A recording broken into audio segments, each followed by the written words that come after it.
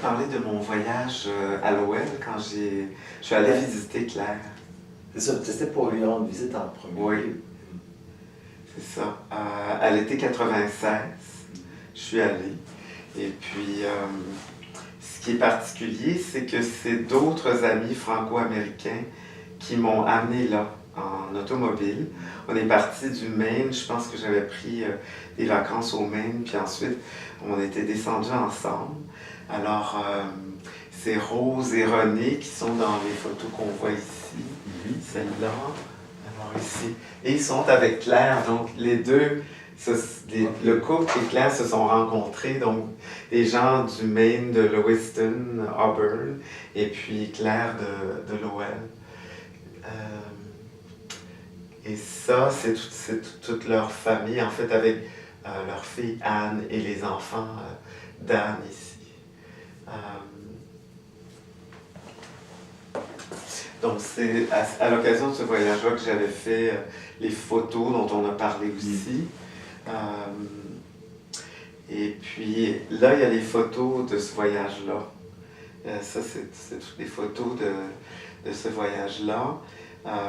Moi, dans le jardin de la maison où Claire habitait. Elle habitait au 2e étage de la maison d'une de ses amies. Et puis, j'étais en train de lire justement le roman de Kerouac, Visions of Gerard, donc son frère un peu plus âgé, mais qui est décédé très jeune, je pense qu'il avait peut-être 8 ou 9 ans, puis ça avait été quelque chose qui avait beaucoup marqué Kerouac, l'avait beaucoup bouleversé, parce que lui avait 4 ans, je pense. Alors, c'est fascinant de voir que ça revient dans un roman qu'il écrit quand même plusieurs années plus tard, mais que tous ses souvenirs, bon, peut-être aussi un peu transformés, et puis transformés par la pratique de la littérature, mais que ça a ressurgi.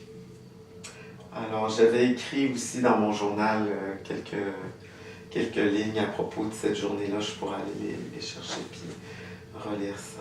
Et là, il y a Claire qui présente un morceau de tissu tel qu'ils sont fabriqués, qu'ils étaient fabriqués dans les fameuses usines de textile. Alors, on était allé visiter ces usines. Mais c'est sûr que pour les gens qui ont grandi à l'OL et travaillé dans ces usines-là, c'est pas toujours des souvenirs très heureux. Hein. C'est comme... non. Ouais. Être ouvrier là-dedans à l'époque, c'était ouais. Non. Puis il y avait des accidents aussi, accidents terribles avec les équipements, les machines. Donc, par exemple, Rose m'avait raconté que sa sœur s'était pris les cheveux dans une machine avec les bobines et tout ça. Puis elle était morte, ça l'avait tuée, ça l'avait... Oui.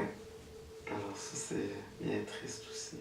Puis dans le musée usine maintenant, l'usine transformée en musée, donc on visite, il y a différents exhibits, mais il y a une petite salle dans laquelle on a recréé le bruit que faisaient les machines. C'est comme enserré, enfermé, c'est clos, mais là, t'entres là-dedans. C'est infernal, c'est terrible. C'est comme vraiment là, des conditions très dures de travail. Ouais. Puis ces techniques-là, c'est tout rendu en Chine. C'est en Chine qu'on fabrique presque tous les tissus. Puis c'est là-bas que se trouve le bruit, puis les accidents, puis toutes sortes de choses. Les machines sont sensiblement les mêmes.